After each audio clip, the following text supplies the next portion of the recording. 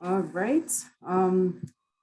Greetings, everyone who's with us today, and also those who are going to be watching the recording. Welcome to all of you to the International Association for Blended Learning panel discussion number 4 for this year so far, and more to come. So keep an eye on us. Named International Perspectives on Blended Learning, Local Voices from North America this time. And a big thank you to the panelists who generously agreed to share their time and expertise and experiences about blended learning in their context in Canada and the United States today. So I am Shadia Mansour. I'm a board member of the International Association for Blended Learning, and I'll be moderating this panel discussion. And before that, for now, I'd like to pass the mic to our acting president, George Kornpass, for a few minutes, maybe 2 to 3 minutes, George. Then I'll be introducing our esteemed panelists and move on with the discussion. George, the mic is yours. Thank you, Shadia. And everyone, welcome to this panel from Voices of North America, which we're really happy to host. Primarily, a very big thank you to all the panelists for accepting to come, some old friends and some familiar faces and some new ones, and welcome to everyone. So the International Association for Blended Learning is an association that was actually recently founded, pretty much in 2015, and it's an association that caters for blended learning before the corona pandemic happened, right? So there has been work from our boards from before, professionals from Canada, from Greece, from the United States, and from all over the world with different kinds of events, conferences, publications, and so on and so forth. I would like to recognize our board members, our secretary, Chrysalazu, joining us from Greece today, AK joining us from Boston, Shadia Mansour, of course, who is moderating this panel and is joining us from Canada. And the rest of the board, it's July, some of them are in Greece, so you can blame them for not being here, right? Thank you. So as Shadia was saying, we have been doing panels in South America and Europe, now North America. We've also done Africa. We're gonna move on most likely with the next months after the summer in Middle East, and then Asia and Australia and New Zealand. So if some of you are members already of the association, thank you for being our members, but also I would like to ask you to become members. Of course, IABL.org is our website, and you're more than welcome to join us. I'm not going to take more time, so I'll pass it over to Shadia to continue with the panel. Thank you very much, everyone. Welcome. Thank you, George, the president of International Association for Blended Learning. And yes, thank you for Krista and AK for working behind the scenes today to make this happen and before today. All right, so we're very happy to have our attendees. As we said, George, we're in June, not July yet, but almost in July, right? We're almost there. And we're very happy to have you among us today, because we know this time of the year is pretty busy and we're in the mood of chill a little bit, but we're going to enjoy this discussion. So right now I will introduce our panelists, and I'll start with Dr. Nellie Deutsch. She's a Canadian educator. She organizes online professional development for faculty members on blended learning, HiFlex, educational technology, and mindfulness. Her doctoral dissertation focused on blended learning in higher education. Yeah, and that was way before the pandemic. Dr. Deutsch is a Moodle admin. She manages her own server and provides Moodle support and training to Moodle admin and teachers at schools. She's been teaching English in high school at the college level for 40 years and integrating technology into in-person programs since 1992. She organizes free online events such as Moodle and Virtual World MOOCs, online conferences, and Moodle for teachers. She applies collaborative process-based team peer learning, teacher-supported learning, autonomy, and technologies, such as, the list is really long here, such as Moodle, Padlet, Wakelet, Quizlet, Kahoot, Loki, Flipgrid, Anudo, Amanoti, Zoom, Jitsi, Screencast, Omatic, Loon, Awesome, Hot, Vimeo and Google Drive for collaborative presentation-based learning. A lot to discover. If you did, I didn't know many of them, so I'm gonna Google them actually. So she's the TESOL Call IS upcoming co-chair and TESOL Evo Ed coordinator. Please join in welcoming Dr. Deutsch. Thank you. Our second panelist is Lance Eating, and who's joining us today from the United States. He's the director of digital pedagogy at College Unbound, a part-time instructor at North Shore Community College and Southern New Hampshire University, and a PhD student at the University of Massachusetts, Boston, with a dissertation that is focusing on how scholars engage in academic piracy. It's a very interesting topic, Lance. He has given talks, written about, and presented at conferences on open access, academic piracy, open pedagogy, blended learning, hybrid flexible learning, and digital service learning. Please welcome Lance.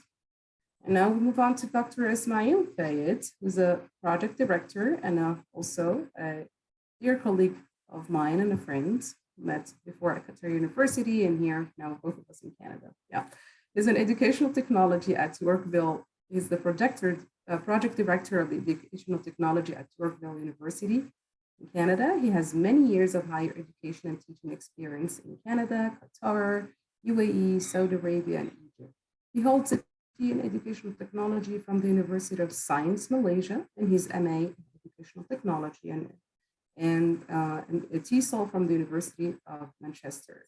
Dr. Fayed is a co-editor of Teaching in the Post-COVID-19 Era Handbook, published in 2021, Springer, a recent one. The author of ESL Writing Enhancement, using Moodle LMS 2013, co-editor of Computers in English Language Teaching, 2011, TESOL Arabia. He served as an executive board member in several nonprofit TESOL organizations over the past 10 years, such as Qatar TESOL, TESOL Arabia, AFD, and Egypt TESOL EdTech Special Interest Group. Please welcome Dr. Ismail Fayed with us today. And our last panelist for today is, let me introduce James Powell.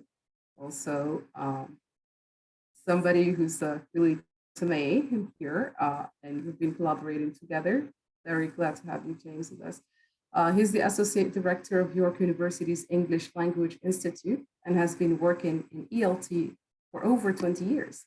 He's very active in the ESL community and was previously the chair of TESOL Ontario Board of Directors from 2015-2017, and is the past chair for the Affiliate Network and Professional Council of TESOL International.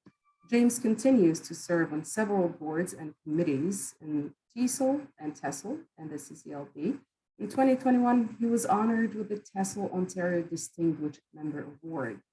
And he's also co-authored an ESL textbook, Academic Inquiry 2 in 2018 from Oxford University Press Canada, which helps prepare learners for the rigors of paragraph and essay writing.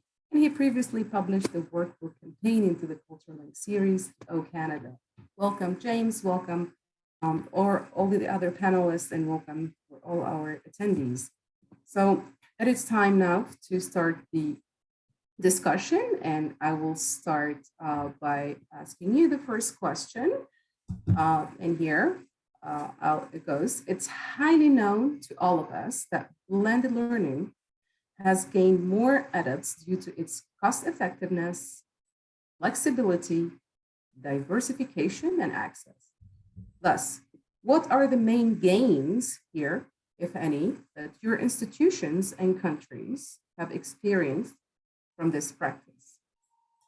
So we're talking about the main gains of blended learning here. So shall we start maybe with Ismail? You want to go first?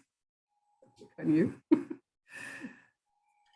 Thank you again, Shadia, and thank you all, everyone from IABL and everyone who participates with us today. So I'll start with a brief introduction of Yorkville, which is our university. It's a private online university in Canada with campuses in basically British Columbia, Ontario, and also in New Brunswick. So, I mean, like, also before the pandemic, we had online programs offered by our university plus in-campus programs. So, you know, that really gave us a great opportunity to experience and have a smooth transition that almost every other institution was going through at that time. And basically also to probably give like a success model to our colleagues and our faculty and students. So, I mean, like, basically some of our programs, online programs, originally started with interactive, like trying to form interactive relation with students and faculty, and trying to promote learner engagement and communities of inquiry and community of practice throughout the whole process of learning and engaging and development of learning opportunities. With the online or with the pandemic again, we had a slight shift to what we called at that time remote synchronous delivery, or RSD. That was adapted by some of our programs, including a program like the BID, or Bachelor of Interior Design. So you can imagine in a program like this, where students need exposure to career and, you know, workplace environments on the first place, but at the same time also exposure to certain types of technologies and, you know, engineering and development software that could help them through the process. So, I mean, like, we looked into many of and my colleagues and also the program directors were like looked and discussed some of the different opportunities and what could, you know, form a new and flexible model for course delivery and integration, and that really helped introducing the RSD again. So started by identifying the technologies, the apps, the pedagogy, or the, let's say, the learning approaches and teaching approaches, and as well the different types of assessments, what could form proper assessment, and how we will assess, you know, students in terms of like, let's say, assessment of learning and assessment for learning per se. So like Zoom was also adapted in that respect. And the other thing that also that program has both like internship opportunities and also voluntary hours for students to work on their own with companies or institutions or organizations to acquire these different skills, report them to their supervisors or their instructors, and gain enough feedback from people in the industry and also people in the academia through their instructors. Like some of the gains, I would say, to relate to Shadia's response, and please feel free to stop me if I take longer than your anticipated time. So of course, and I think this is really the major one, is the flexibility in the pace and flexibility in the decision making.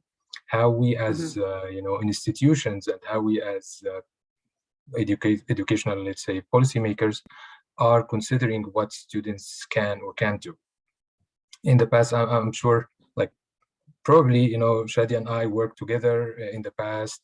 We tried to really promote so many different technologies and changes, but I mean, like, at that time, there was all, like, in general, I'm not talking about a specific organization or institution, but in general, there was always that either hesitation or pushback or, you know, fear of, oh, that, you know, change could mean lots of risk to these institutions. But we have learned, and I believe that everyone has learned, that this shouldn't necessarily be the case nowadays. We can go through change in a safe environment where everyone is exploring and experimenting and introducing or trying new things, and at the same time gaining more and developing more. So that was really one major takeaway. The other one is more accessibility, and by that I mean, now there are major discussions and major need for things like UDL and EDI, equity, diversity, inclusion, how to afford accessibility for all our learners, regardless of where they are, how they study and how they access or engage in lectures and discussions. That became really one of the major intakes for our programs, and it became part of our new strategy for implementation. Another major one, I think, was, and this will be the last. 10 seconds. Sure. Yeah. Okay. So the last one I would say is more opportunities for authentic learning and authentic assessment. And like, I know this is not really new, but again, this time gave us the opportunity to revisit so many things where we were doing in terms of how we assess students and how we offer more authentic opportunities versus exams as before. All right, thank you, Ismail. Thank you very much for sharing. So we talked about flexibility and accessibility, and the major one is pretty much this new mindset, right? It's a change in the mindset and more open about these new changes. Probably we can move right now to Lens. Could you share with us, please? Thank you. Thank you, Ismail. Sure. Thank you. And again, thank you, everybody, for coming today. You know, that idea of access and inclusion has been really strong in our observations and kind of the changes that have occurred in access. My institution is very much focused on access and working with students who traditional higher ed has failed. And so the pandemic added both an obstacle and a newer opportunity in terms of who can show up and how they can show up. And I think that's something we're still peeling the onion on, in terms of, you know, we knew what our students were going through. Our students, our average student is a woman in her 30s with children. And, you know, we have everybody from people in their 20s to people in their 60s and 70s. And so really, like, seeing or being in their homes and thinking about what it means for a college that also fosters communication and fosters community and strong student supports. So I think this has helped us really think about this in newer ways and in more expansive ways. So this is more on the student side. On the faculty side, you know, what I am noticing is a newer level of comfort and expectation around tech. And I think I see this everywhere, of like, right now I'm leading a LMS transition. And, you know, if I was leading this LMS transition before the pandemic, the low bar of people's familiarity would be pretty low, meaning like your entire faculty, you would still have some people who would say, don't need it, don't want it, like won't do it. And now we're at a point where it is just a given of having that and utilizing that and being familiar with it in certain ways. And so as we're doing this transition, and I've done a transition before, just how much easier this is for faculty to understand, not just like changing to an LMS, but being able to be comfortable with and like make the transfer of knowledge from like, oh, we did this in this environment, now we do this here. Okay, I got it. You know, what's the cool things we can do? So I'm excited about that piece. Is there is some leveling up and comfort with certain pieces of tech that are central or really important if we are going to continue to do blended learning. Thank you, Lens. So yes, it's this new mentality and more openness about using the technology. I think this is the silver lining of, you know, the post-pandemic, right? That everybody's had to explore. And pretty much right now, what you're saying is that blended learning is really, I find this interesting. And it's true, because blended learning has allowed or urged educators to be more innovative. We're looking for more innovation in education, and the age of the learners, like Lens as mentioned, it's about time, you know, to rethink of how to better foster and design not only curriculums but experiences, meaningful experiences for learners, and with more accessibility. So let's go back to Canada now that we heard from Lens from the United States. Let's go back to Canada with Dr. Nelly. Could you please share with us? Thank you. Yeah, thank you. Thank you for inviting me. I would call this, I'm going to take another angle here, if you don't mind. I'm going to call this blended online learning and not really blended because I mean, most of the time, for the past 2 years in some universities, it's still going on. We're not really face to face unless we're doing high flex. And with high flex, maybe that's what, the topic should be, even though high flex is blended learning, in fact, because we're blending everything fully online. And, you've got the option, students have the option, teachers, instructors don't, they have to be there. But, thinking about high flex and the fact that students are now autonomous, they can come, they can work and not turn up. They don't have to be sick. In fact, they don't even have to give an excuse at some universities. They just want them to enroll. That's all they really are concerned about, the enrollment and recruitment, which has gone down. But with the high flex, it's really a lifesaver for most universities because they could come and go as they please. As far as expenses, I've worked with a lot of universities fully online around the world, not just North America, Asia, and Europe as well, where teachers went berserk. They went crazy. They just, high flex. I mean, one day, it's fully online. Well, actually blended online because they're using Zoom, and they couldn't understand how they could teach for 8 hours using Zoom. That drove them crazy. And then they were introduced through me and the university to Moodle or other LMSs. In my case, it was Moodle. And then they said, oh, wow, this is really great. An LMS, that really saves it. And I thought, oh my gosh, these people are really at the beginning. They're newborn. They're just opening their eyes, and they were just amazed that you can create quizzes and different things and great and do it all on an LMS. There's an LMS out there. So, I was pushing for the LMS rather than Zoom because I thought that Zoom was just draining. It just, how many hours of Zoom can you do? I mean, I can do one, maybe 1.5. So that was really, really hard. The sense of, anger. They were angry at the universities because they thought that, why are you doing this to us? Why do you keep changing things? One day we're doing this, you're not ready. And then with the high flex, that really got everybody really upset. People were upset. If you thought your colleagues were really calm and, they were just acting in ways, it was more of a survival mode for most faculty members. And they were showing their anger. They were blaming the universities for not having the infrastructure. Okay, the hardware wasn't there. The projectors weren't working. The rooms weren't ready.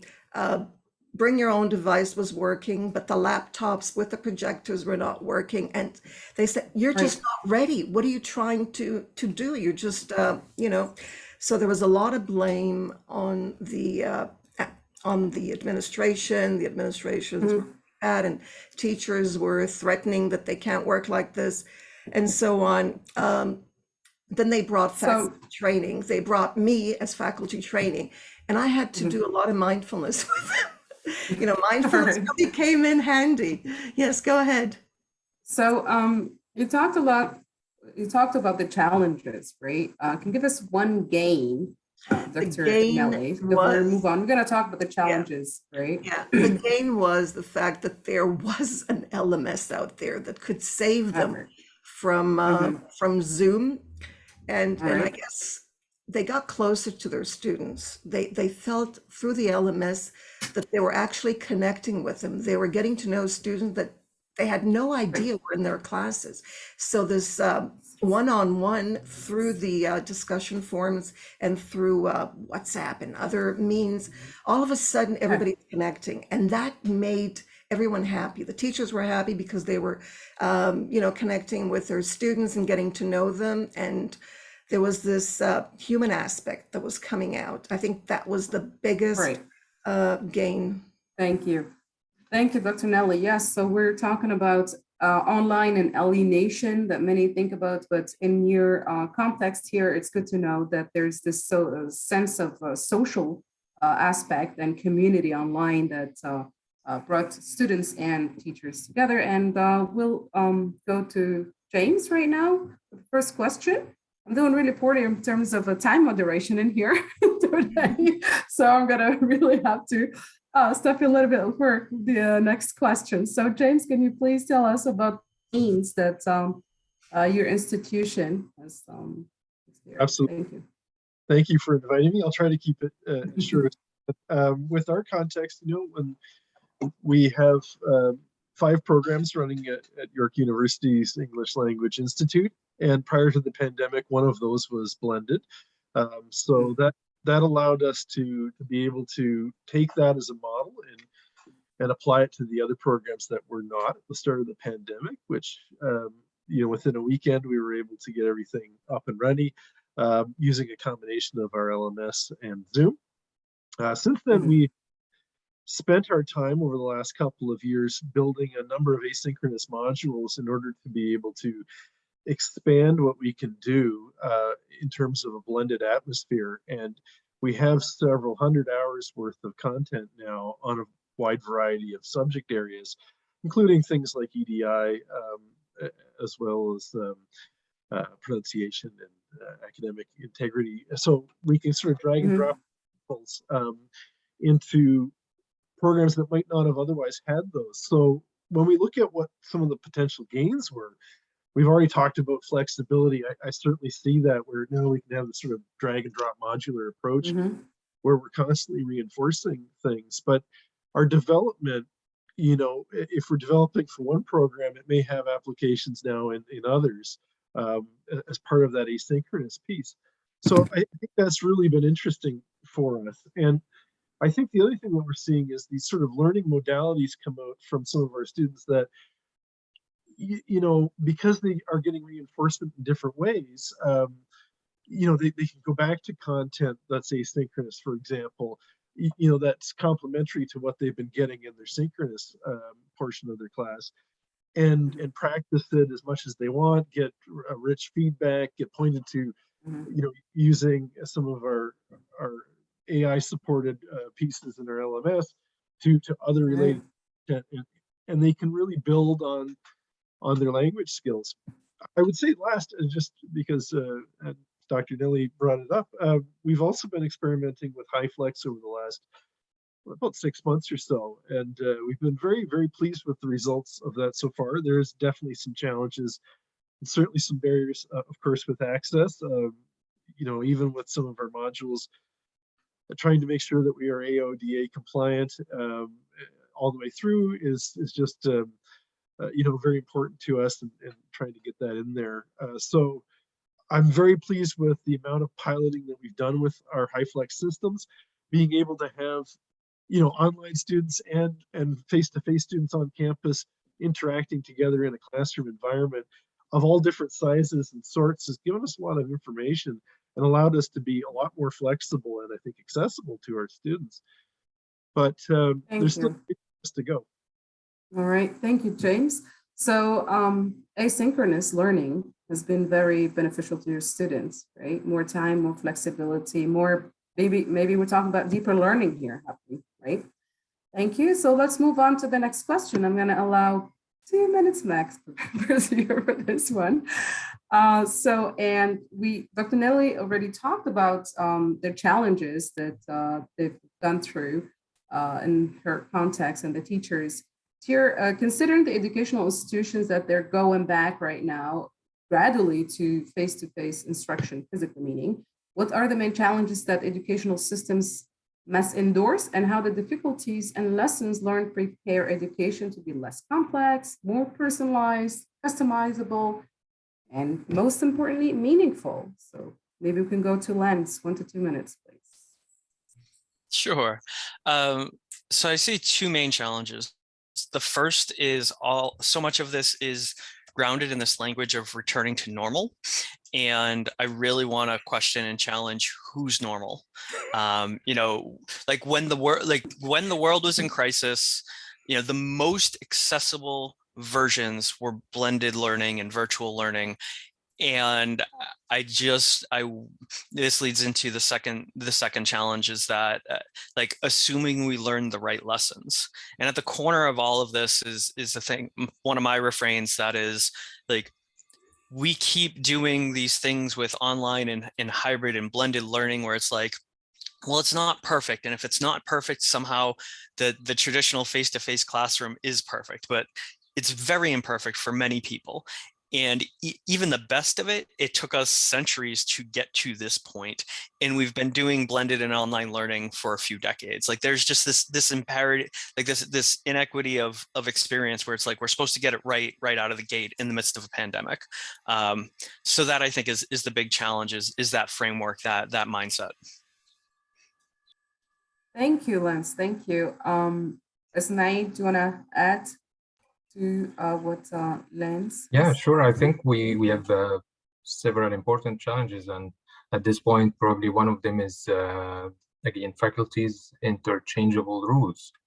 And with that, we have to consider all the new additional duties and rules that faculty has to go through now, including, are they course designers? Are they instructional designers? Are they technology support experts? Are they counselors? So I mean, like there are so many additional rules that I think are emerging now that we have to probably consider and start thinking about and find like probably a new definition for the role of a faculty and an educator and how that folds into that new structure of teaching and learning. The other one is basically related to like defining engagement and active learning strategies and interactive pedagogy nowadays. Again, like what we have found quite effective in the past maybe 50 years or 40 years could mean nothing to many individuals now with the move to online and blended. And that really needs an interest, like a deep discussion where we are basically reviewing and discussing and probably replacing different or some of these strategies and approaches. The third one I would say again is about like the assessment standards and again ethical practice for teaching, academic integrity, how students how students perform and how their performance is reviewed, assessed, and discussed.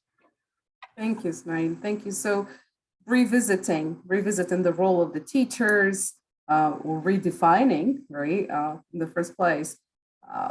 That's very interesting because here when we talk about blended learning, we talk about, it really depends on which definition you're adopting, but very complex roles for the teacher. And many institutions have the tech people alone, they have the instructional designers alone, and they have the only the teachers for teaching.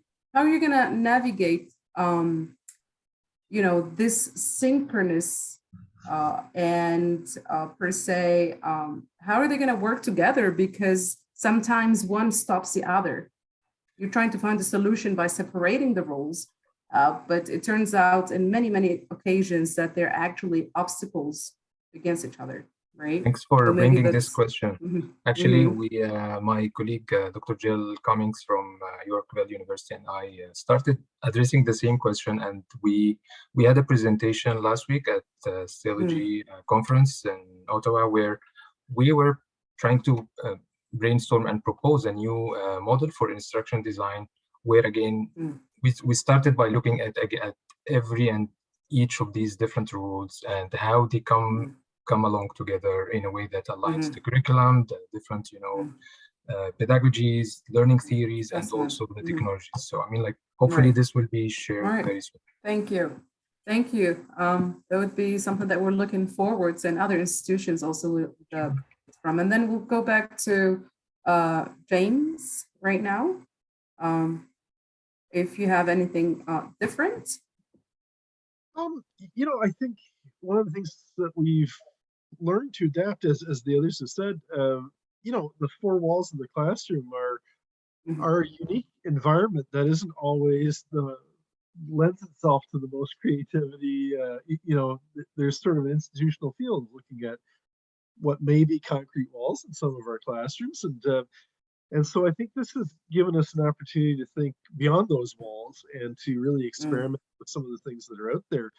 I've told this story many times, but one of the things that bothered me most about the pandemic and the timing of when we went off was that we were just about to go on a Niagara Falls trip, and of course that had to be canceled. But you know, we didn't want it to end there, like to have that not be materialized. And so I went out with my son and a few others, and we shot some 360 video and put together a virtual tour. Nice.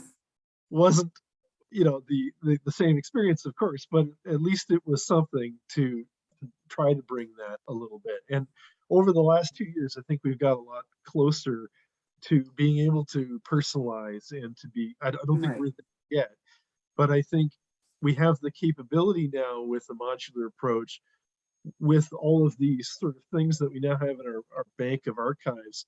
We have currently a project on the go where we're trying to create virtual escape rooms. Again, to just keep building on that sort of personalization. Personalization. Sorry for cutting you off, James. Yes, so we're talking about great examples here of making the learning experience for students more personalized and more meaningful. Thank you. Dr. Deutsch, do you have one more thing to add? You already talked about the challenges earlier. Do you have anything to add? Yeah, that's, you mean with the challenges. Yes. The only thing I'd like to mention is teachers. The challenge is holding teachers from going back to their old ways. Oh, yes. And it's not an age thing. I think that it's just, you know, some of them are, oh, thank goodness, now we can go back, as you mentioned, to normal, which is never going to be normal because, you know, having a blended learning format is probably the best thing you could have, with whether you want to call it with high flex or not with a high flex, but being able to also learn on an LMS and not just be dependent on the building, as you mentioned as well. Just by the way, that photo in the back, in my background, was taken in 2009. I gave a session at Surrey University in the UK. Notice I'm there on their computers and on the screen. This was 2009. And, you know, people look at me like, you know, what are you talking about? That couldn't have been, but that's proof, you know. I'm glad that I kept it. So I hope that faculty members will not, you know, trying to encourage them, keep encouraging them, getting other well, that's not the challenge anymore. These are suggestions. So I'm going on. Thank you. I'll stop here. All right, thank you. All right, so in such a perspective and in the light of the transformational nature of blended learning, many levels, students' experiences, the design, the logistics, the personalization and assessment and so on. What do you think are the areas that teachers and researchers should work on to make the best of blended learning? We talk about so many things already, but if you pick one or two things that you think teachers and researchers should work on to make the best, maybe I'll just go back to you, Dr. Nelly, for this one. I've got two things. Okay, so it's not that long. One is collaborative learning, and the other one is peer learning. And what I mean by peer learning is actually teaching as a way to learn, learning by teaching, getting students to actually do the teaching and become autonomous so that, you know, there's less work for the instructors, you know, and I think that everyone will benefit because they'll feel that you asked about active, what is active learning? I think that will definitely be, and I've been doing this for a number of years and it works both face-to-face and fully online. So that's what I think research would benefit from, peer learning and collaborative learning. All right, peer learning and collaborative learning. Thank you, Dr. Nelly. Lentz, other than peer learning and collaborative learning, what do you think researchers and teachers should focus on to make the best of blended learning? You know, I think for me, what all of the last few years have brought out is really a little bit focusing or more drawing out the human elements, both within the course and within students' lives. Really think, and somebody else said it really, that idea of like, we got an understanding of what students' lives are really like. And, it's kind of like that curtain was pulled back, and we saw that. And so thinking about how do we leverage the affordances of blending learning to both make sure we're fostering strong human connections in course spaces. I'm already seeing this rise of using AI in ways that just don't feel right, like automated discussion feedback, or like, so there's things like that worry me, of like, yes, we can do blended learning more effectively, and it's like, by effectively we mean we just detach from students altogether, and then also just really holding the complexity of everybody's life at this point, and really using that to inform our decisions about what makes sense for blended learning. Thank you, Len. So I'm going to James here because James has done a lot of work with his institute on artificial intelligence and all those cool things, James. And you just earlier mentioned the personalized aspect of learning and your trip to Niagara Falls. So how do you relate this to what Lance has just mentioned right now? Those efforts, are they really successful? Are we really far away? Do they really make a connection? Is there a social function and a community, a sense of community when you do these things? I think that is always important, when so I couldn't agree with Lance more. When I think of why someone might want to learn a language, I often think that they are wanting to do that because they want to interact with a culture of some sort, and that they have dreams and aspirations of seeing themselves, create new friend groups and all of those things. And so the experience that you get out of education has to be more than just the language and the drills and all those sorts of things. It has to be aspirational as well.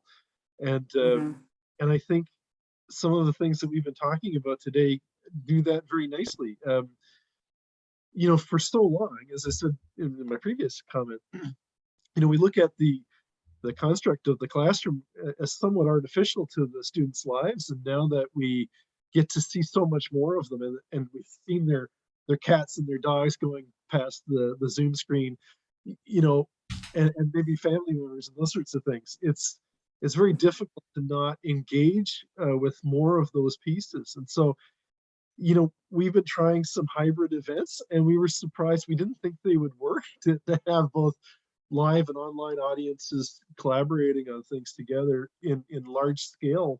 But remarkably pleased with the results. I think we underestimate what all of us have gone through in the last 2 years and what we're willing to accept and what we've adapted to.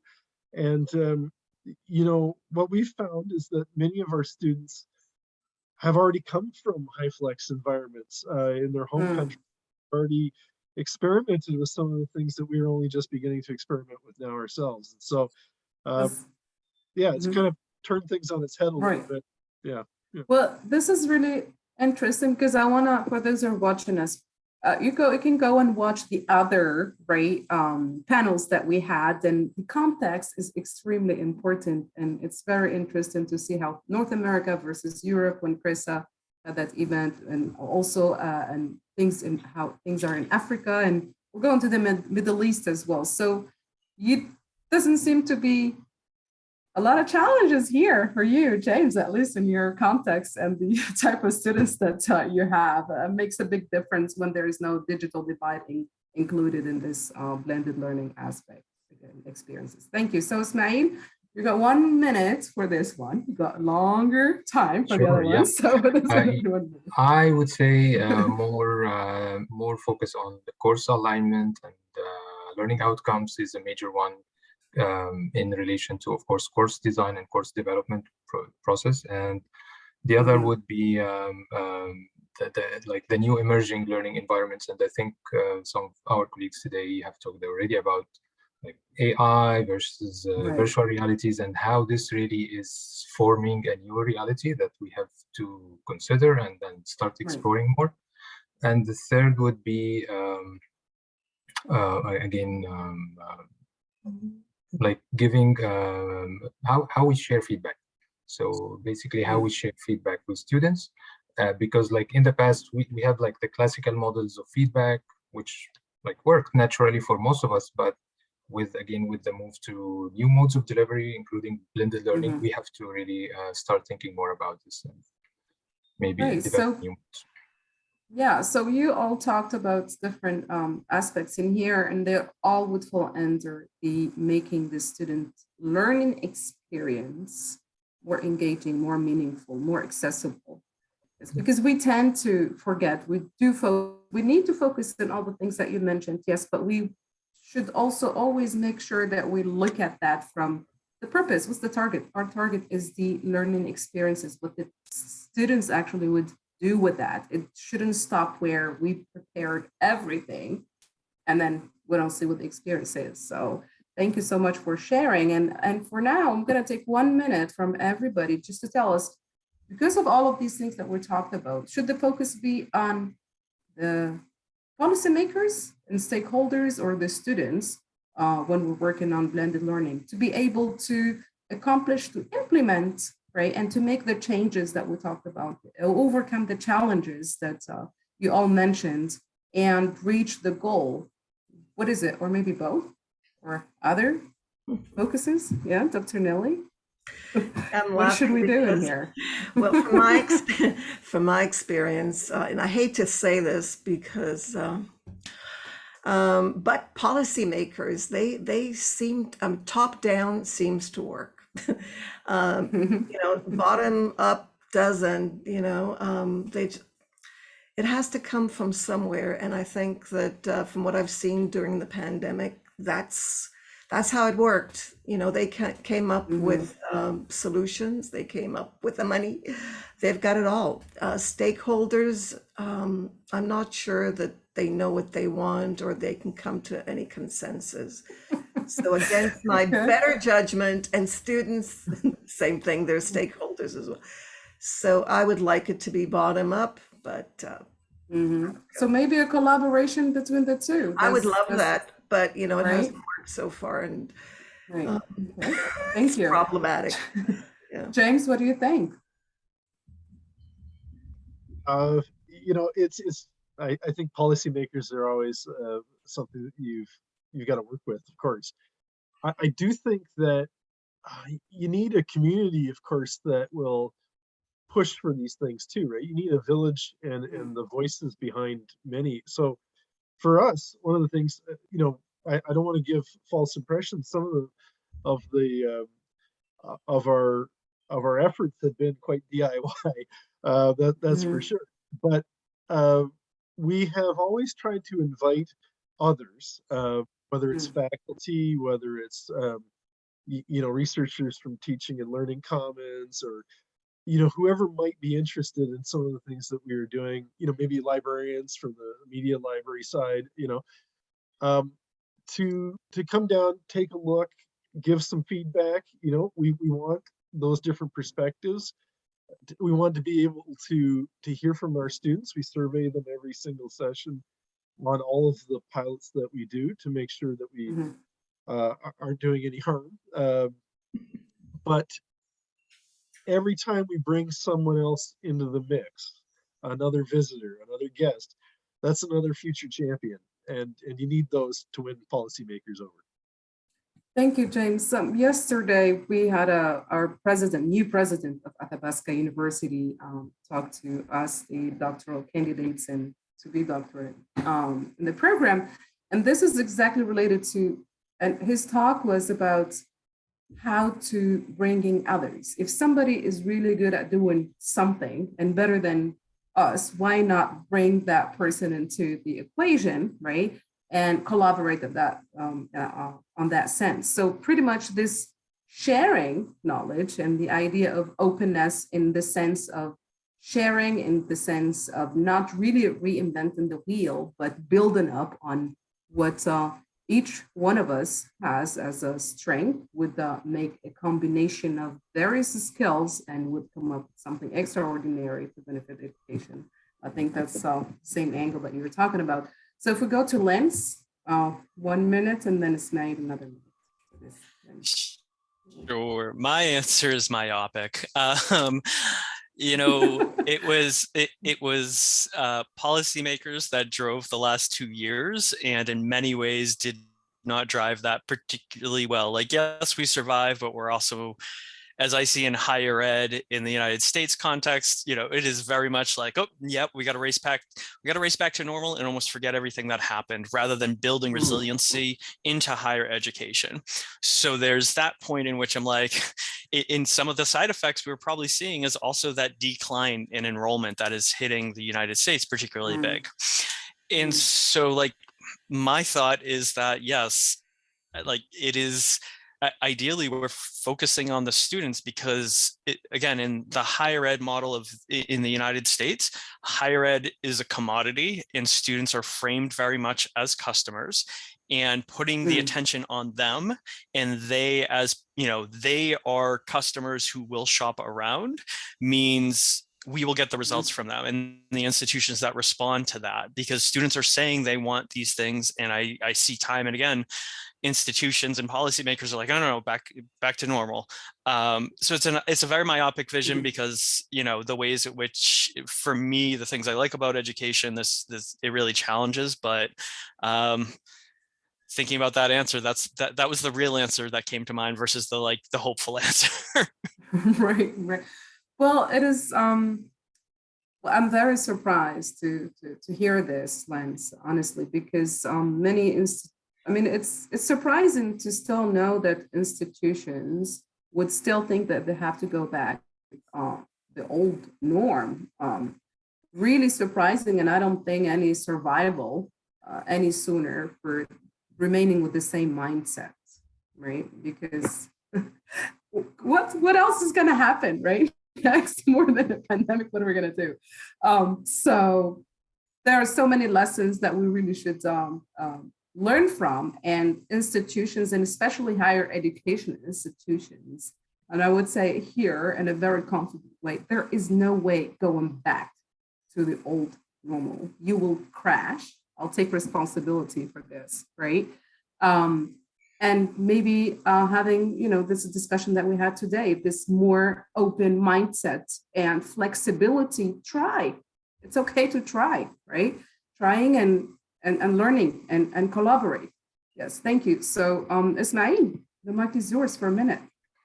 Sure. So I agree that we should always keep students at the heart of this whole process of planning and change and development, but not from a business perspective. I understand some institutions, especially in the private sector, consider students as, or maybe the most important element, because that really is a major thing for their businesses. But we sometimes we tend to forget, that we should think about students as the core factor from like educational, learning, academia, research, lens. That's really important, and that probably historically used to be the main factor for effective and successful learning in general. Right. Thank you, You want to say Ismail. something? Well, yeah, here, I just wanted to add to your comments about making money. And Lance talked about the United States, and I'm very familiar with the United States context of higher education as well. And I totally agree with them. There's a different mindset, right, from the United States and Canada, totally different mindsets, but it's inevitable in the US, like this higher education students. And right, but what I'm trying to say here is the corporate world, in a sense, if we take the corporate world from the Canadian perspective, for instance, and there are so many organizations that are producing very good instructional design and modules and micro credentials, right? That I think in a better even way than what universities in higher education and so on are doing. So why not this partnership? Why not this collaboration? Why not have that mindset of, okay, universities are not better than corporate and not really less academic. So this marrying both, academia and corporate, whatever good quality that they've come up with, because they're focused, they have a target. So they bring all the best of the best and expertise. And I think they're really doing a good job in that.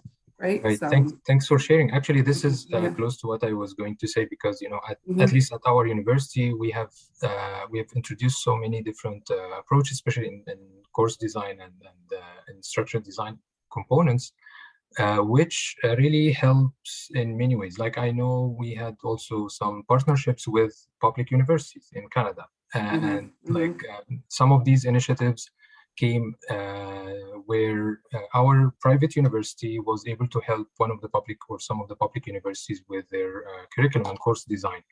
So, I mean, or maybe with some other corporates.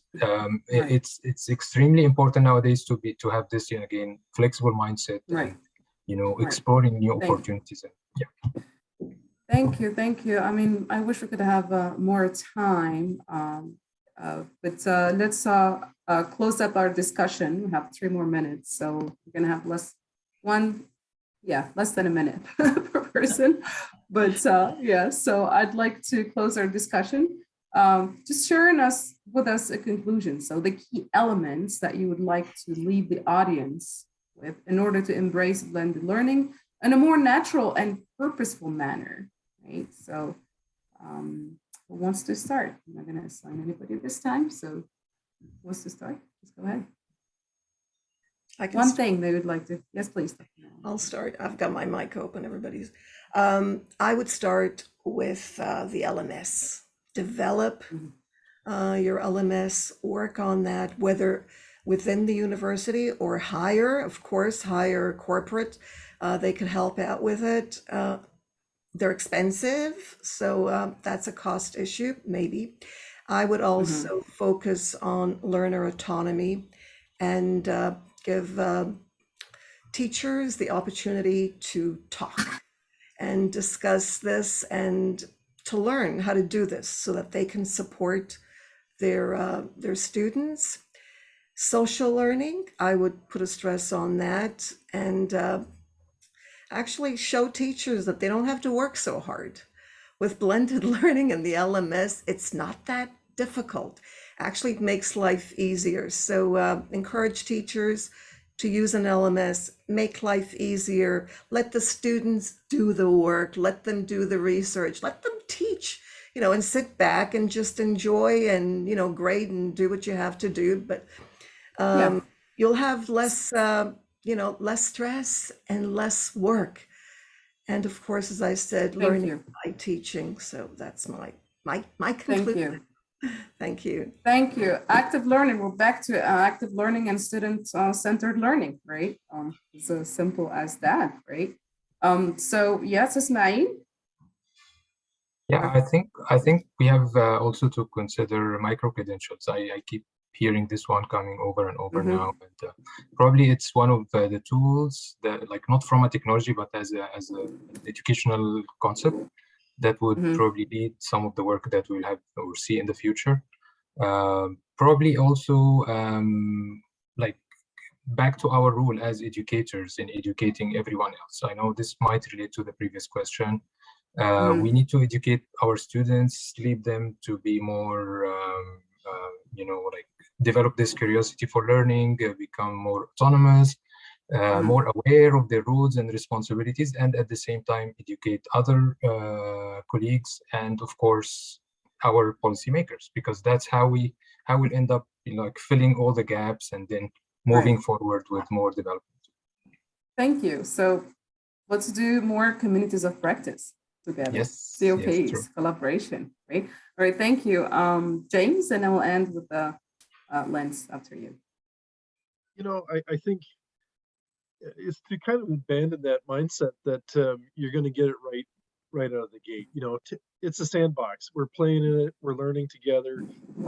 Some things are going to stand, some are going to fall, and it's okay to go back and do another pilot with a different approach if it doesn't work. So I think it's just to give yourself the luxury of being able to make some mistakes and learn from them. All right, thank you very much. Lens, yeah. Yeah, I'll keep it even shorter than that, James. Right. It's going to be awkward. It's going to be awkward until it isn't, right? Like that. Like this is new stuff for many people. It's new stuff. It's going to be awkward. That's okay. We're still like, this is all iterative, and that's what learning is. So Right. just dig into it. Well, thank you very much for all the panelists today. Thank you for this discussion. And there is more room for maybe the International Association for Blended Learning. We're trying our best, and we hope that you join us, become members, and we hope to be leading collaborations and be part of, all the discussions that we've had today. So please, we encourage you to go and revisit our previous also panels on our website, IABL.org, become members. And I'd like to thank again our panelists and thank every one of you who joined us. And thank you, IABL board members, Krista, George, and AK for your help today. We'll be posting the recording on our website. As I said, please go there, see what we're doing, join us in the future events and membership. Thank you very much. Thank you. You have a great day, night. Thanks, everyone. Have a good rest of the day. Bye now. Bye. Bye. Right. Bye. Thank you for joining us.